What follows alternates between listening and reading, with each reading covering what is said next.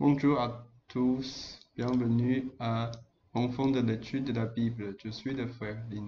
Aujourd'hui, nous allons compléter un peu certains points possibles du chapitre 4. Ensuite, nous continuerons avec le chapitre 5.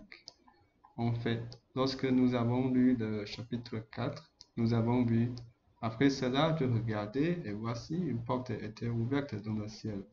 J'entendis la première voix comme le son d'une trompette, et elle me parlait en disant, monte ici et je te ferai voir ce que doit arriver dans la suite. Ainsi, deux choses ont déjà été mentionnées ici. Premièrement, une porte s'est ouverte dans le ciel, correspondant à la lettre à l'église de Philadelphie qui dit, j'ai mis devant toi une porte ouverte que personne ne peut fermer. Deuxièmement, je te ferai voir ce qui doit arriver dans la suite. À partir de ce moment-là, nous commencerons à parler des événements futurs, car c'est-à-dire du chapitre 4 que cela commencera. En réalité, il y a un point de vue avec lequel je suis plutôt d'accord. C'est-à-dire que du chapitre 4 au chapitre 11, cette section est la section ultérieure de l'Apocalypse du chapitre 12 au chapitre 19. Sont en fait liés. Cela va des Taïwanais entrant en Égypte, sortant d'Égypte, entrant à Babylone jusqu'à la préparation pour sortir de Babylone avec les 7 fléaux. Et à partir du chapitre 4, où il est mentionné que la porte du ciel s'ouvre jusqu'au chapitre 11, avec les deux témoins qui sont tués puis ressuscités par Dieu, et ensuite les trois derniers fléaux. Tout cela est interconnecté. Je suis plutôt d'accord avec cette perspective car nous verrons par la suite des indices montrant que ces deux parties sont liées. Il est un peu comme deux parties distinctes. Du chapitre 12 au chapitre 19, c'est comme la première partie, principalement destinée à montrer au peuple élu de Dieu, c'est-à-dire les Taïwanais, le chemin qu'ils doivent suivre. Ensuite, du chapitre 4 au chapitre 11, c'est la deuxième partie. Nous verrons par la suite que cela ressemble davantage à ce qui doit être dit à de nombreuses nations, c'est-à-dire aux nations. Bien sûr, du chapitre 12 au chapitre 19, il y a aussi des messages pour chaque nation, et du chapitre 4 au chapitre 11, il y a aussi des messages pour le peuple élu de Dieu. Donc, il y a un peu un entrecroisement, un peu comme deux parties musicales qui se répondent mutuellement et interagissent harmonieusement. C'est ainsi qu'une grande œuvre est créée, où les deux côtés sont très bien coordonnés, s'harmonisant mutuellement pour former une œuvre puissante. Donc, certaines personnes disent que l'Apocalypse est comme une symphonie, et je suis d'accord avec cette perspective. C'est en effet assez similaire. En fait, l'Apocalypse a aussi une troisième partie, c'est notre réponse en tant qu'être humain, notre volonté de coopérer avec Dieu, de collaborer avec ce que Dieu nous révèle dans l'Apocalypse, cette magnifique partition, ce plan merveilleux. Sommes-nous disposés à coopérer avec lui? Si nous sommes disposés à coopérer, alors cette symphonie de l'Apocalypse, cette composition symphonique pourra prendre forme comme une pièce harmonieuse et magnifique. Si nous ne sommes pas disposés à coopérer, alors que se passera-t-il avec cette composition? Elle deviendra discordante, elle ne sera pas agréable à écouter, elle entraînera beaucoup de confusion. Non seulement les plans et la gloire de Dieu en souffriront, mais nous-mêmes subirons de grandes pertes. Donc, mes frères et sœurs, nous devons vraiment être attentifs. C'est pourquoi à la fin de l'Apocalypse, Jean dit, heureux celui qui lit et celui qui entend les paroles de la prophétie et qui garde les choses qui y sont écrites, car le temps est proche. Nous entendons cela, c'est une bénédiction, mais il est encore plus important de le garder. L'Apocalypse nous guide pour suivre Dieu, pour obéir à sa parole. Si nous n'obéissons pas, notre bénédiction serait vraiment regrettée. Donc, je prie que le Seigneur nous guide pour pouvoir compléter ce voyage. En ce qui concerne le second renouveau au chapitre 4, si nous le mettons en correspondance avec l'Apocalypse chapitre 12, cela devrait se produire après que les Taïwanais soient assiégés sur l'île, un peu plus tard dans le récit. Ainsi, je pense que ce second renouveau est très probablement lié au témoignage des Taïwanais pour Dieu sur l'île, ainsi qu'à ce que le monde voit, parce qu'il y aura aussi des miracles au milieu de cela, ce que le monde verra, ainsi que le comportement des Taïwanais sont fortement liés à ce second renouveau. Cela les convaincra que Dieu est le Tout-Puissant d'hier, d'aujourd'hui et éternellement. Les amèneront ainsi à se tourner vers Dieu. Donc, notre comportement en tant que Taïwanais est très important. Notre témoignage pour Dieu dans cette guerre est crucial parce que cela pourrait très bien déclencher la prochaine vague de grand renouveau mondial, une opportunité pour un grand réveil.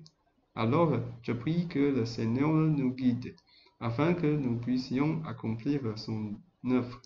Maintenant, continuons avec le chapitre 5 de l'Apocalypse.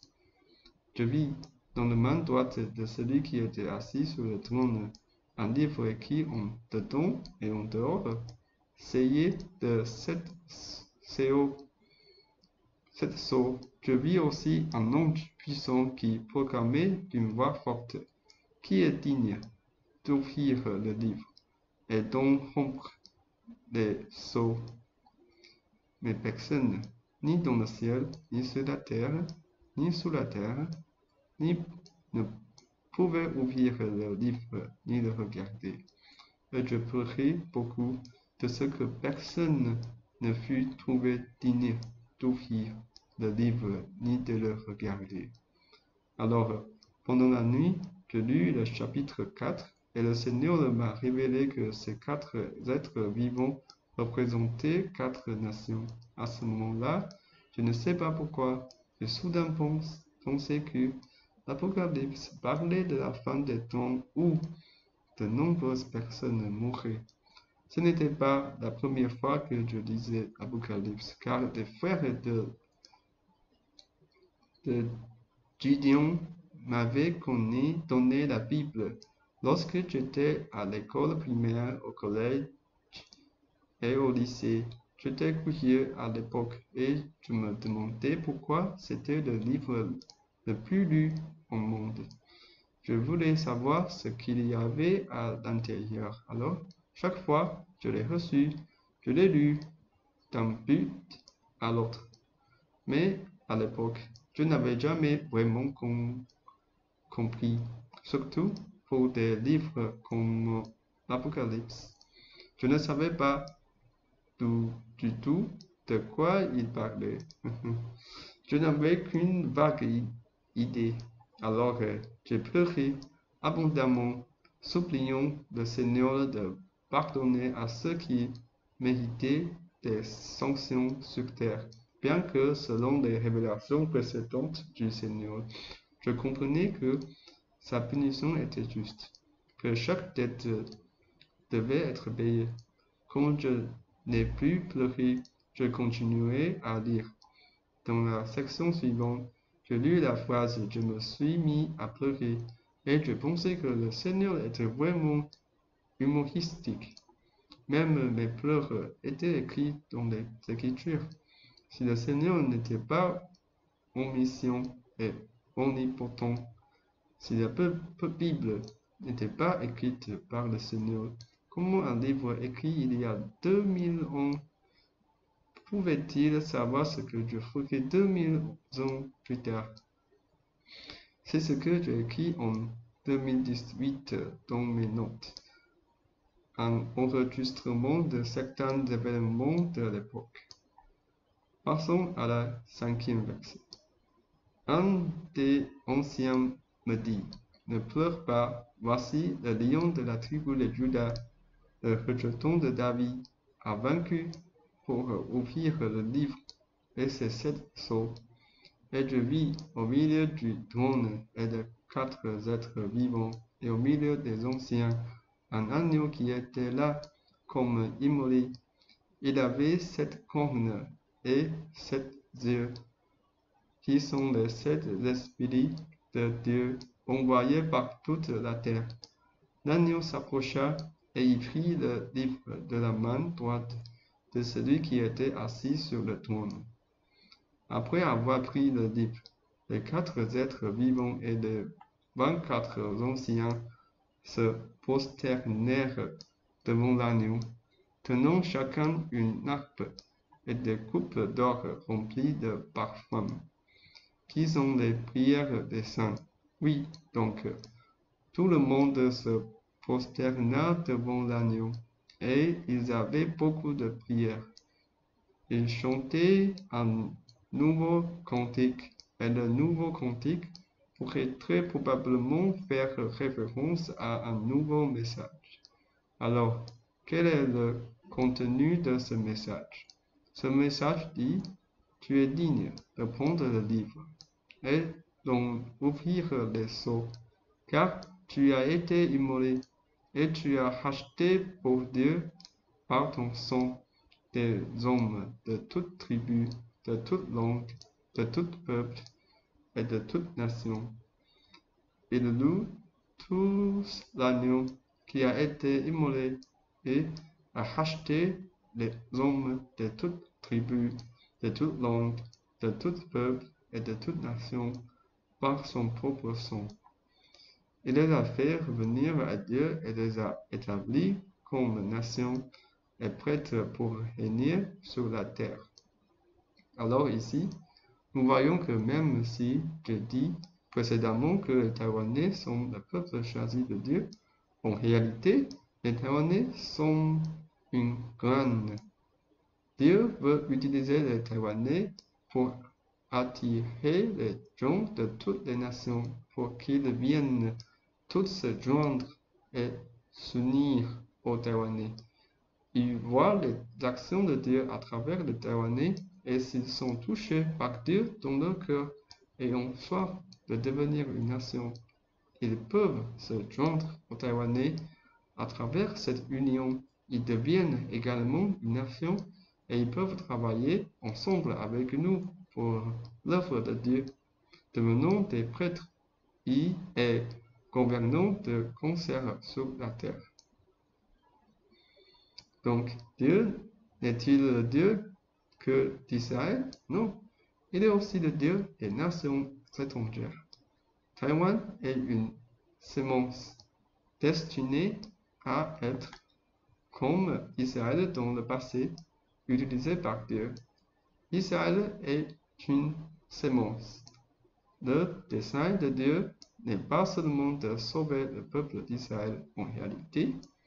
Il veut utiliser le peuple d'Israël comme une semence pour finalement amener les gens de toute la nation à reconnaître Dieu et à se tourner vers lui.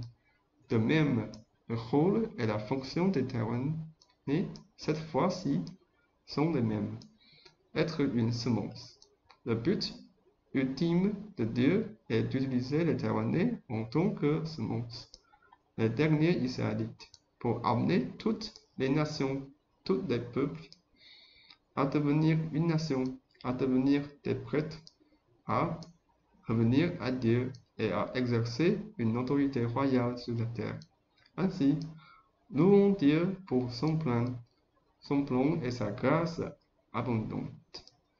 Que nous, les Taïwanais, puissions à ce moment-là témoigner de notre foi à toutes les nations, peu importe la situation dans laquelle nous nous trouvons, que ce soit en Égypte, en Chine, en Russie ou dans n'importe quel pays du monde. Que ce soit lorsque nous sommes dans le désert après avoir quitté l'Égypte, ou lorsque nous retournons à Taïwan, ou lorsque nous entrons à Babylone, ou lorsque nous quittons la grande Babylone, que nous puissions témoigner de notre foi avec nos vies et partager l'évangile avec eux, afin qu'ils voient ce que nous avons traversé et sachent que Dieu est au milieu de nous. S'ils sont touchés par Dieu dans leur cœur et sont disposés à marcher aux côtés des Taïwanais, à se joindre à eux pour partager l'évangile, amener les gens à être sauvés et les conduire au Seigneur, alors ils sont acceptés. Ils deviennent également des citoyens, des prêtres, et partageront également les promesses que Dieu a faites aux Taïwanais. Louons Dieu, car il ne fait pas de favoritisme. Ensuite, passons à la lecture du verset 11. Je regardais, et j'entendis la voix de beaucoup d'anges autour du trône et des êtres vivants et des anciens. Et leur nombre était de myriades de myriades et de milliers de milliers. Ils disaient d'une voix forte, l'agneau qui a été immolé est digne de recevoir la puissance, la richesse, la sagesse, la force, l'honneur, la gloire et la louange. Et toutes les créatures qui sont dans le ciel, sur la terre, sous la terre, sur la mer, et tout ce qui s'y trouve, je les entendis qui disaient, à celui qui est assis sur le trône et à l'agneau, soit la louange, l'honneur, la gloire et la force, au siècle des siècles. Et les quatre êtres vivants disaient Amen. Et les anciens se prosternèrent et adorèrent. Ici, il est mentionné qu'autour du trône des êtres vivants et des anciens, il y avait de nombreuses voix d'anges, des myriades et de milliers de milliers. Tout louons ainsi Dieu. En ce qui concerne ces anges mentionnés, il y a deux possibilités. La première possibilité est qu'ils sont idéalement des anges, une autre création de Dieu, œuvrant pour lui dans son travail. Cependant, nous devons aussi noter que dans l'Apocalypse, le terme ange peut également faire référence à l'humanité, c'est-à-dire des personnes envoyées par Dieu. Par exemple, dans lettre aux 7 églises au début de l'Apocalypse, il est dit que les lettres sont écrites à l'ange de l'église de Laodicée ou à l'ange de l'église de Smyrne.